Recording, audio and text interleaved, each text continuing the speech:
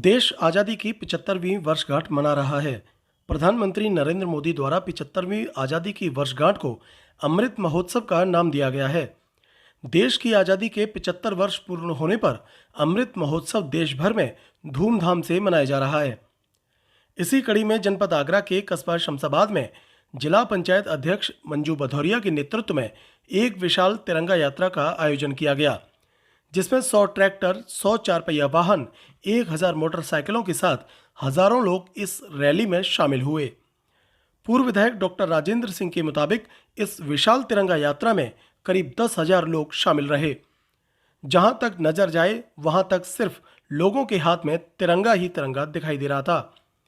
तिरंगा यात्रा की शुरुआत कस्बे के अमृत गार्डन से हुई। जिला पंचायत अध्यक्ष ने कार्यक्रम का आयोजन किया। जिला पंचायत अध्यक्ष मंजू भदौरिया ने यात्रा को हरी झंडी दिखाकर रवाना किया। यात्रा में शामिल युवाओं का जोश देखते ही बन रहा था। रैली की शुरुआत कस्बे के प्रमुख मार्गों से फतेहाबाद रोड से होते हुए धिमीश्री, फतेहाबाद नगर, डौकी होते हुए कुंडौल के डीएवी इंटर कॉलेज पर जाकर समाप्त हुई। कस्बे में यात्रा का जगह जगह स्वागत किया गया। भारतीय जनता पार्टी के जिला कोषाध्यक्ष अवनीशकांत गुप्ता ने तिरंगा यात्रा पर जबरदस्त पुष्प वर्षा की और जिला पंचायत अध्यक्ष मंजू भदौरिया को बुके भेंटकर रैली का स्वागत सम्मान किया। तिरंगा यात्रा में मुख्य रूप से जिला पंचायत अध्यक्ष मंजू भदौरिया, क्षेत्रीय विधायक छोटेलाल वर्मा, पूर्व राज्य मंत्री रामसकल गुर्जर, पूर्व विधायक डॉक्टर राजेंद्र सिंह, समाज सेवी शिशुपाल सिंह धाकरे, ब्लॉक प्रमुख प्रतिनिधि बजरंग रघुवंशी, राजदीप सिंह, जितेंद्र सिंह, संजय सिंह आदि भारतीय जनता पार्टी के नेता और क्षेत्र के गणमान्य लोग उपस्थित रहे। Bureau report, times Bharat. इस वक्त हमारे साथ मौजूद है डॉक्टर राजेंद्र सिंह, जिनके नेतृत्व में आज विशाल तिरंगा यात्रा का आयोजन किया जा रहा है। सर, आज एक विशाल भव्य आयोजन तिरंगा यात्रा का आयोजन किया गया। इस आयोजन के विषय में जरा विस्तार से बताइए। यह सारा आयोजन ऐसे जनता ने किया है। जनता का मन था कि भारत माता के 75वें अमृत महोत्सव के अवसर पर ऐसा आयोजन हो कि ग्रामीण क्षेत्र को पता चले कि भारत माता के लिए इस क्षेत्र में कितना सम्मान है, देशभक्ति है और देश धर्म को निभाने के लिए यह आयोजन किया गया है। सर, शायद देश के इतिहास, आजादी के इतिहास में पहली बार ऐसी भव्य तिरंगा यात्रा का आयोजन किया गया मोदी जी के नेतृत्व में। इस नेतृत्व का कैसे आप आभार व्यक्त करेंगे? सही बात है कि विवेकानंद जी ने कहा था कि सबसे बड़ा धर्म जो है वो देश धर्म है, राष्ट्र धर्म है। और हम ऐसा मानते हैं कि माननीय मोदी जी ने जो आह्वान किया है उसमें देशभक्ति की भावना तो प्रबलता से निकलेगी। उनका ये मानना कि अगले 25 साल में हमें पूरे विश्व के अंदर विश्वगुरु बनना है, उसकी तरफ भी नया कदम बनाने में ये यात्रा मदद करेगी। सर, तकरीबन कितनी संख्या में यहाँ पर ये पूरा जनता जनार्दन मौजूद है? 10,000 के करीब यहाँ पर लोग हैं, 2,500 के करीब बाइक हैं, इसके अंदर 200-250 के करीब ट्रैक्टर हैं, 500 गाड़ियाँ हैं और इसके अलावा जो पैदल चलने वाले उनकी तो संख्या ही नहीं कहा जा सकता।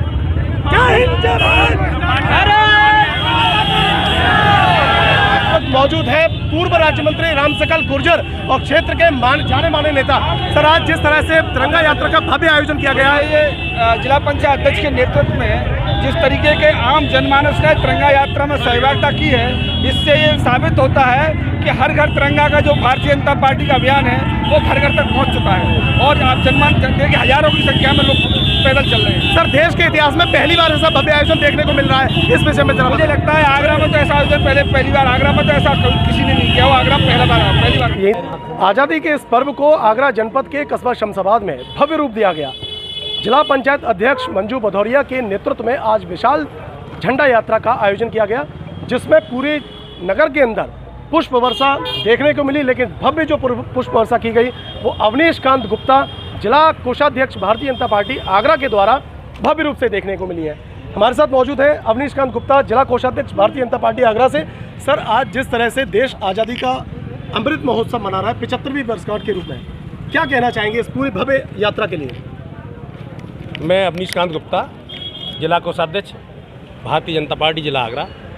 जैसा कि आप कह रहे हैं कि आज ये महोत्सव मनाया जा रहा है मोदी जी के आह्वान पर भारतीय जनता पार्टी के द्वारा पिछले 4 दिन से, कहेंगे तो 10 अगस्त से, और ये पूरा सप्ताह जो है वो अमृत महोत्सव के रूप में हम सभी लोग मना रहे हैं। और मैं नहीं मना रहा, आप नहीं मना रहे, ये नहीं मना रहे, वो नहीं मना रहे, पूरा देश मना रहा है। देश का प्रत्येक व्यक्ति वो बिल्कुल जो निचले पायदान पर खड़ा हुआ है जो झोंपड़ी में रहता है, आज वो भी अपनी झोंपड़ी पे तिरंगे को लगा करके अपने आप को बहुत खुश और बहुत ही स्वाभिमान प्रतीत हो रहा है।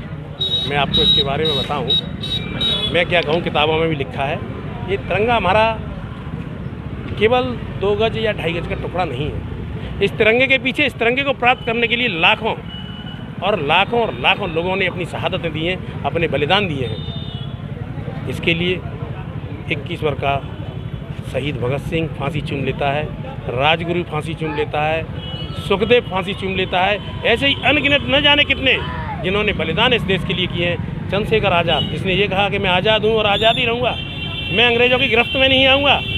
20 साल और 22 साल की उस युवावस्था में, जबकि ज़िंदगी बहुत होती है, अपनी कनपट्टी पर रिवॉल्वर लगा करके अपना आत्मदाह कर लेता है। इन सब की बलिदान और कुर्बानियों के बाद ये तिरंगा हमको नसीब हुआ है। और सबसे बड़ी खुशी की बात ये है कि इतने वर्षों के बाद, 75 वर्ष में हमारे देश को ऐसा प्रधानमंत्री मिला है जिसने इस तिरंगे को घर घर तक पहुंचाया है।